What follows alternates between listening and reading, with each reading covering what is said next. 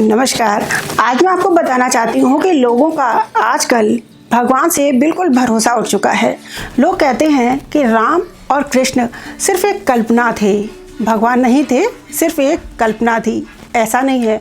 भगवान और राम या कृष्ण वो एक सच्ची बात है और उसी की वजह से, उन्हीं की वजह से ये पूरा ब्रह्मांड चल रहा है। यदि भगवान राम या कृष्ण यदि कल्पना है तो आप क्या हैं? भगवान क्या है मैं आपको बताती हूँ। भगवान की नाभि से ऐसे करके पूरा ब्रह्मांड 24 घंटे, पूरा ब्रह्मांड 24 घंटे निकलता रहता है। भगवान के अंदर पूरा ब्रह्मांड होता है। यहाँ पर एक बिल्कुल हीरे जैसा आके यहाँ स्थित हो जाता है और फिर इसके ऊपर 1 फुट तक बिल्कुल सोने ऐसे लिक्विड फॉर्म में घूमता रहता है।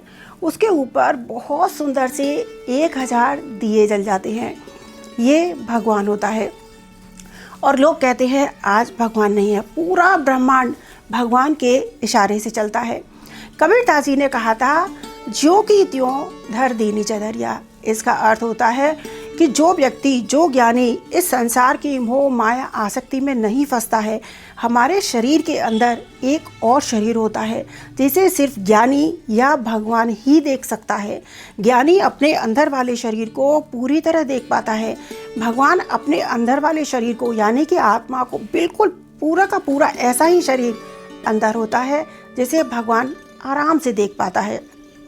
कबीरदास जी ने इसलिए कहा था ज्यों की त्यों धर दीनी चदरिया, क्योंकि वो अंदर वाले शरीर पर ध्यान रखते थे और ये शरीर एक चादर की तरह है और इंसान सिर्फ इस चादर को ही खिलाने में, पिलाने में, सजाने में, कपड़े पहनाने में लगा रहता है और अंदर की तरफ ध्यान नहीं देता।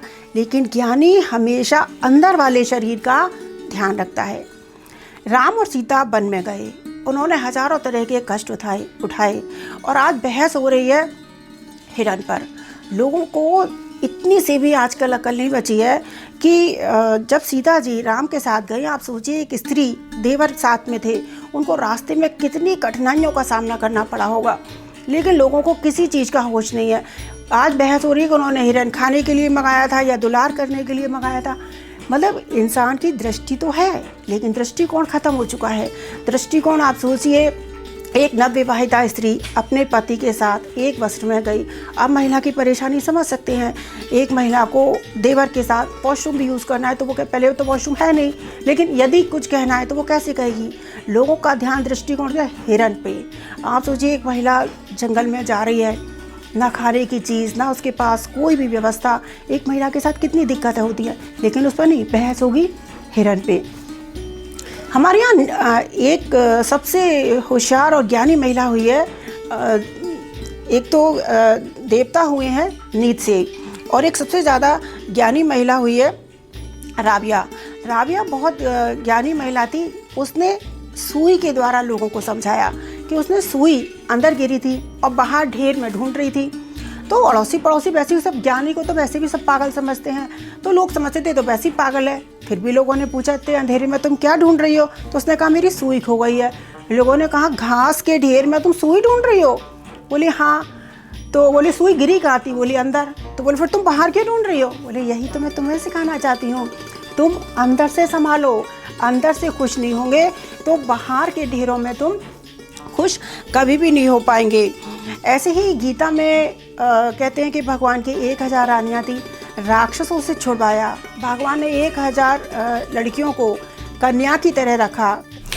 गीता में कहते हैं कि भगवान की 1000 रानियाँ थी। भगवान ने उन 1000 कुंवारी कन्याओं को, उन कन्याओं को एक राक्षस से छुड़ाया था।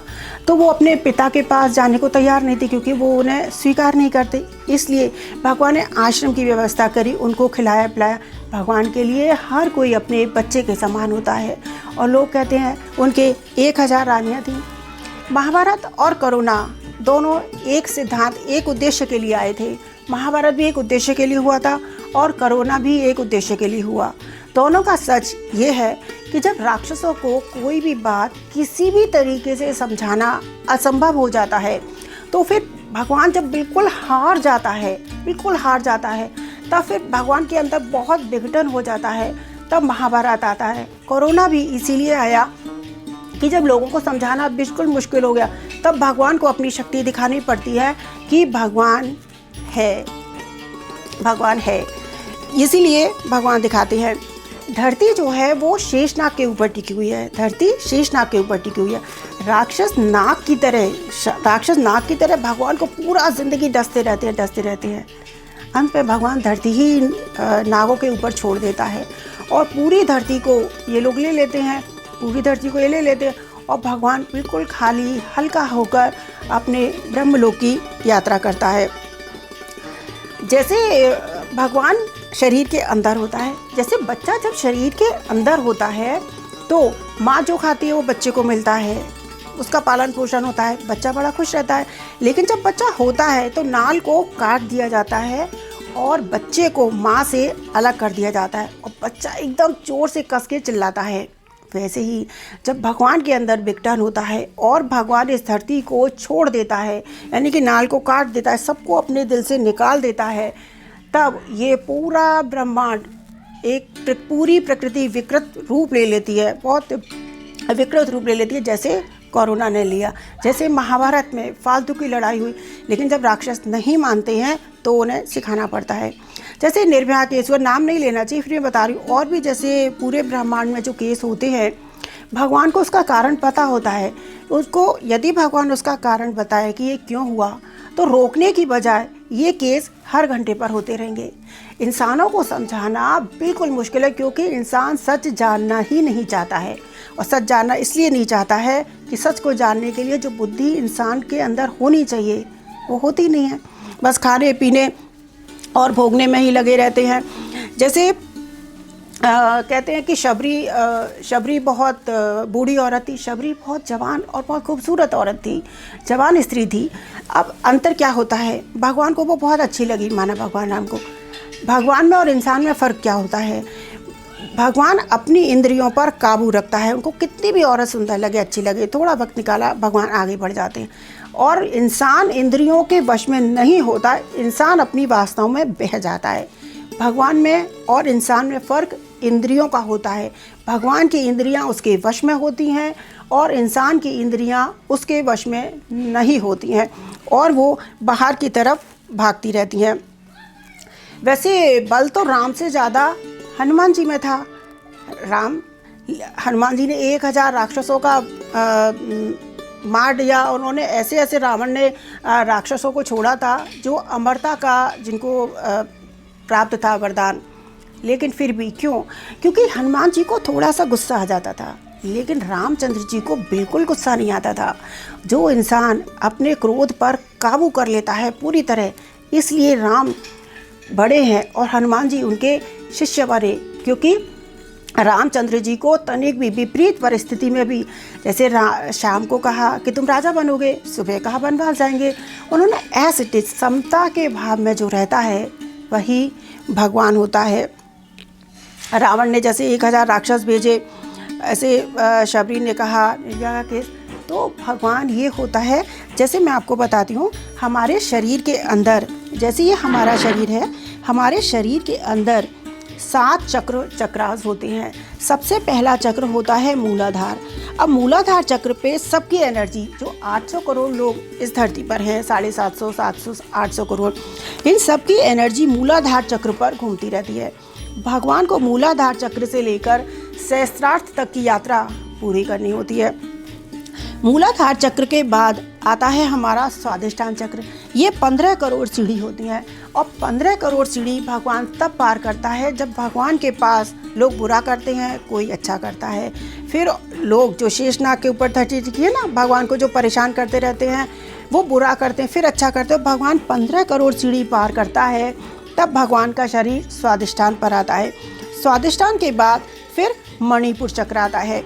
मणिपुर चक्र के फिर 15 करोड़ सीढ़ी पार करनी होती है। पहले हुआ मूलाधार, स्वादिष्ठान, मणिपुर, फिर आता है अनाहत चक्र। अनाहत चक्र यहाँ पर होता है। फिर 15 करोड़ सीढ़ी भगवान पार करता है, तब अनाहत चक्र पर आता है। अनाहत चक्र के बाद यहाँ होता है विशुद्धि चक्र। भगवान फिर 15 करोड़ सीढ़ी पार करता है, तब भगवान विशुद्धि चक्र पर आता है। विशुद्धि चक्र के बाद आता है आज्ञा चक्र। आग्नेय चक्र, जिसे आग्नेय चक्र बोलते हैं, आग्नेय चक्र आता है तो भगवान यहाँ आता है। यहाँ पर जो अंदर वाला शरीर होता है वो आग्नेय चक्र तक आता है। आग्नेय चक्र से ऊपर सहस्त्रार, यहाँ से भी ऊपर होता है। भगवान को फिर 15 करोड़ सीढ़ी पार करनी होती है, तब भगवान आग्नेय चक्र से पूरा आता है सहस्त्रार पर। तो राधा ने 100 करोड़ सीढ़ी पार करी, तब राधा कृष्ण के घर आई। यानी कि 100 करोड़ सीढ़ी पार करने के बाद, 100 करोड़ सीढ़ियाँ पार करने के बाद राधा और कृष्ण एक दूसरे के साथ मिले। राधा ने जब 100 करोड़ सीढ़ी पार कर ली और उसके दिल में विघटन हुआ, तो फिर करुणा ने, जैसे भगवान का महाभारत हुआ भगवान कृष्ण के और राधा के शरीर में जब विघटन हुआ, तो प्रकृति ने रूप लिया और करुणा आया। फिर जब राधा ने 100 करोड़ सीढ़ी पार कर ली, तब राधा कृष्ण के घर आ गई और राधा और कृष्ण एक दूसरे से मिले।